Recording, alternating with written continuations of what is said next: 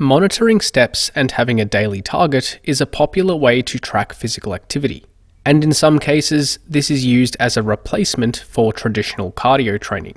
However, are step counts really a replacement for cardio, or does cardio have unique benefits that cannot be achieved via step counts alone? And which strategy is better to promote fat loss, health, and performance? First, let's briefly define what each of these terms refer to. There are many definitions of what cardio can refer to, but basically it can be thought of as some form of intentional exercise which aims to stress the cardiorespiratory system. Cardio is usually performed as a standalone session, so we do a specific type of exercise for a certain amount of time, and then the cardio workout is finished until the next cardio session. Step counts, on the other hand, are when we aim for a target number of steps per day. They are measured using some form of pedometer or other device which includes a pedometer, often in the form of a smartwatch or mobile phone. Any forms of walking, jogging, or running contribute to this daily step count. So both dedicated cardio, such as running or playing sport, as well as unintentional physical activity, such as walking around the grocery store, all contribute to your step count. So it is more reflective of total daily activity levels rather than the amount you perform in one session. So, which should we focus on more for fat loss, health, and performance? First, let's cover fat loss. Fat loss is achieved via a combination of two main outcomes: weight loss and muscle growth or preservation. The weight loss side of the equation is achieved via a calorie deficit, aka eating fewer calories than we expend. This is primarily achieved by limiting calorie intake via our diet. But we can also increase our energy expenditure a little by doing more exercise. Whereas muscle growth or preservation comes primarily from performing resistance training. We can also include a high protein intake and manage our rate of weight loss to improve muscle preservation too. But for the purposes of fat loss, cardio or general physical activity has the role of increasing energy expenditure to help promote a calorie deficit. There are three primary considerations when it comes to using exercise to help with fat loss. First is for the purpose of increasing energy expenditure. So the question is, what is more effective for energy expenditure, cardio or reaching a step goal? In short, both can be effective for expending energy. Although we should be aware that exercise in general doesn't seem to expend quite as much energy as we might expect. This study proposed the constrained energy expenditure theory. This theory suggests that as more physical activity is performed, other components of energy expenditure are downregulated. So the net energy burned is not as much as we would typically predict. And one of the components that is downregulated is NEAT, or non-exercise activity thermogenesis. NEAT refers to any movement that isn't a result of planned exercise. This includes factors such as fidgeting, arm gestures, and walking around the home as a few examples. When intentional exercise is performed, such as a cardio session, it is possible for NEAT to decrease slightly. In other words, we move less throughout the rest of the day, whether that's intentional or unintentional. And this seems to be exaggerated if we are also in a calorie deficit too.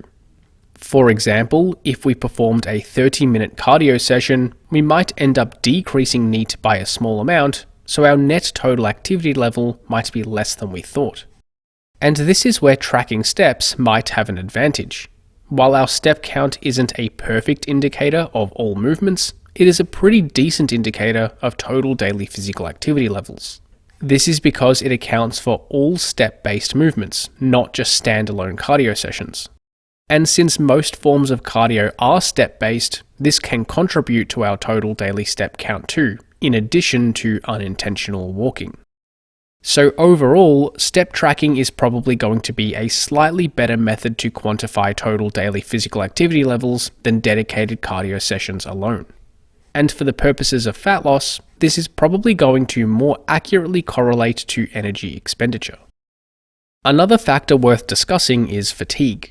All forms of exercise induce some amount of fatigue, but some exercises create more fatigue than others.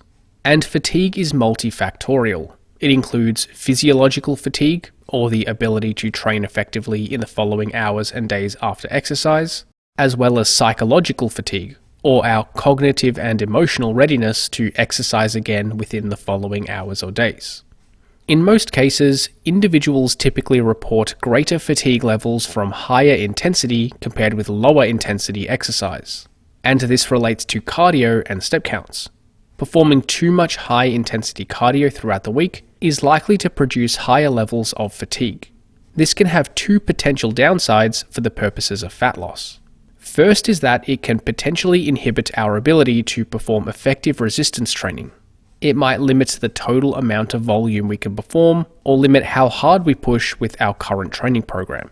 This might limit the anabolic stimulus provided and result in less muscle preservation during the weight loss process. And second is that the psychological fatigue element might inhibit our ability to adhere to a calorie deficit. More fatigue often means we put less effort into cooking, meal prepping, and eating healthy foods. Instead, we may opt for a more convenient option, such as convenience store food, takeaway, or instant meals. And in most cases, this is going to contain a higher calorie density than a self-prepared meal. While these are some potential negative effects, it doesn't mean we should be fearful of cardio. Cardio is completely fine in most cases. These issues are probably only going to become prevalent if you were doing high volume, high intensity, and high frequency cardio training. And the last consideration regarding fat loss is for the interference effect. This is the idea that doing simultaneous endurance and resistance training can inhibit the amount of muscle growth achieved. And it is true that endurance training can inhibit muscle growth to some extent, but the magnitude of interference is not all that substantial in most cases. This meta-analysis found that lower body hypertrophy was able to be achieved via both resistance training with and without concurrent endurance training, although slightly greater growth is achieved when performing resistance training alone compared with performing endurance training in addition to lifting. It was also found that the magnitude of interference is influenced by the frequency and volume of endurance training.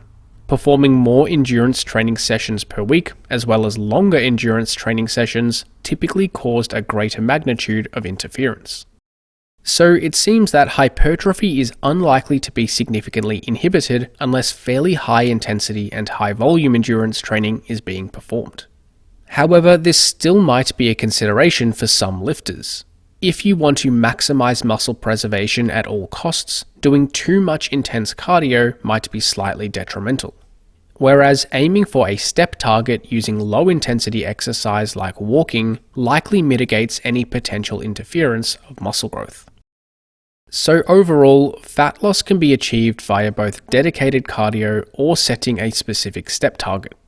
However, there may be some minor benefits for setting a step goal rather than just focusing on dedicated cardio sessions. Next, let's move on to health. So the question is, which is better for health? Performing dedicated cardio sessions or reaching a daily step target? Well, it seems that both performing cardio as well as accumulating a high number of steps per day both seem to be highly effective at improving health and longevity. Let's now look at the effects of each on health outcomes. First, let's look at the effects of cardio on health. Overall, it seems that doing more total aerobic exercise per week is associated with a lower mortality risk. This study assessed the association between aerobic exercise and mortality risk in over 400,000 US adults. Essentially, doing more aerobic exercise was associated with a decreased mortality risk when performing up to 8 hours per week. However, the majority of benefits are achieved with around 2 to 3 hours per week, and there is diminishing returns with additional cardio performed beyond this.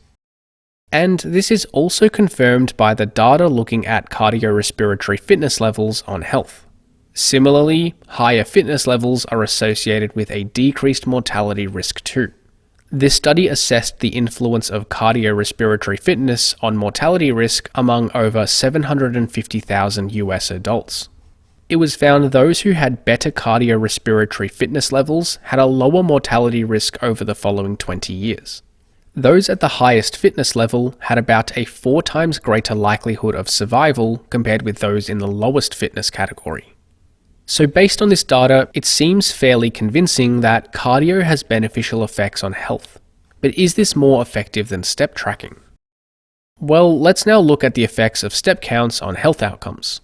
Similar to cardio, performing more steps per day typically improves health outcomes too. We find that performing more total steps per day reduces our mortality risk with a similar relationship to that of cardio. This was observed in this meta-analysis, which compared the association between average total daily step count and all-cause mortality risk. And similar to the previous analysis, there was also a clear association, where higher step counts up to 20,000 per day were associated with a lower mortality risk. Although there was a pretty strong diminishing returns response with less additional benefit observed after surpassing around 10,000 steps per day. So overall, it seems that being generally physically active is beneficial for long-term health, whether this is achieved via dedicated cardio or from meeting a daily step goal. As a practical recommendation, it would be beneficial to try and be somewhat active each day, achieving at least 5,000 steps. And ideally, we would want to accumulate over 10,000 to maximize health benefits, if it is viable for you. On top of that, we probably want to make sure our cardiorespiratory fitness is reasonably high. If you are lifting regularly, or some of your daily activity is of higher intensity, you might already have a reasonable fitness level.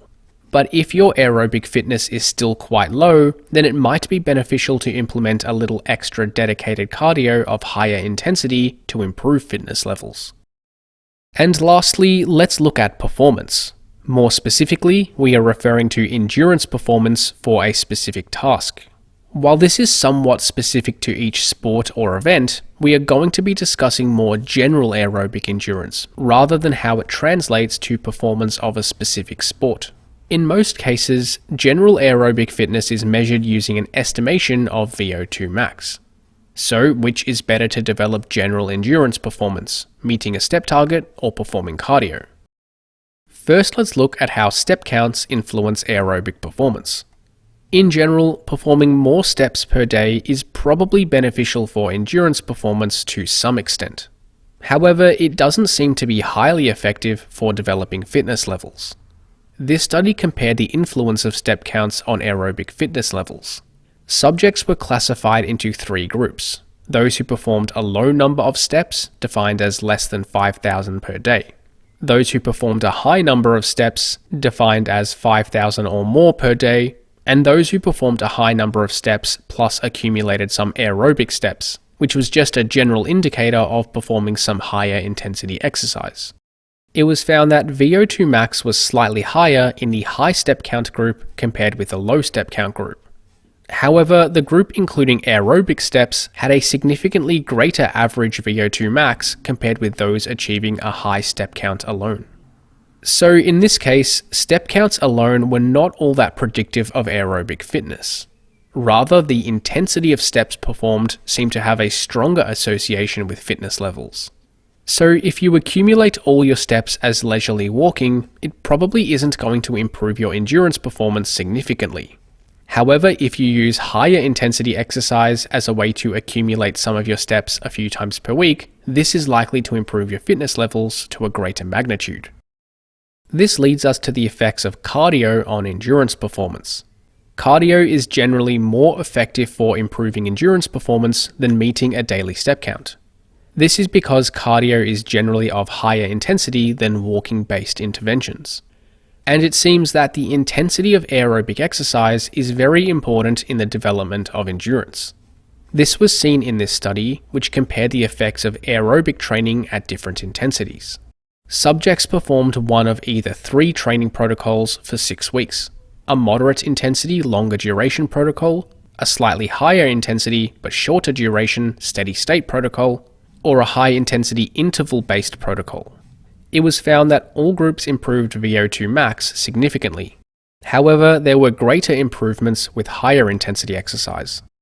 And it should also be noted that if you were training for a specific endurance task, like a sport or for a long distance event, your training should be tailored for that task. So if you want to improve your 5-kilometer running time, then it is best to train with distances and speeds which are fairly similar to the event. Whereas if you want to be in better condition for an intermittent team sport like soccer, you probably want to train with more high-intensity intermittent sprints, as you would experience during a soccer match. So overall, accumulating more steps per day might result in having a slightly higher aerobic fitness level, if no dedicated cardio is being performed. However, cardio is usually going to be more beneficial for improving endurance performance, mainly because cardio is going to be of higher intensity than meeting a step count. Furthermore, it is certainly a viable option to incorporate higher intensity exercise as part of your total daily step count on one or more days of the week if you want to improve your endurance performance. To summarize this video, let's establish some practical recommendations. For fat loss, the goal of physical activity is to help expend more energy to promote a calorie deficit. In this case, our total daily step count is going to be more representative of the energy burned via movement rather than only accounting for dedicated cardio sessions. This is because a cardio session only accounts for a small fraction of the day and less so for the entire week, so it is very possible that we could be fairly sedentary throughout the rest of the day or week. In terms of health, both strategies are effective. Doing more cardio and achieving more steps per day are both associated with improved health and longevity. As a practical guideline, I would recommend aiming to achieve at least 5,000 steps per day as a minimum for health purposes. And ideally, accumulating more than 10,000 per day is going to be further beneficial. And if your cardiorespiratory fitness is still relatively poor from your current exercise routine, it would probably be beneficial to implement 1 to 2 higher intensity cardio sessions per week to bring this up to a decent level. And when it comes to endurance performance, dedicated cardio workouts seem to be much more effective. This is because cardio involves moderate to high intensities, which seems to be a primary variable for the development of aerobic endurance. That being said, if no cardio is currently being performed, doing more steps per day will likely have a small benefit for improving cardiorespiratory fitness, but not to the same magnitude as cardio. Thanks for watching, and hopefully you got something out of this video. Check out flowhighperformance.com for online coaching, training templates, ebooks, and more.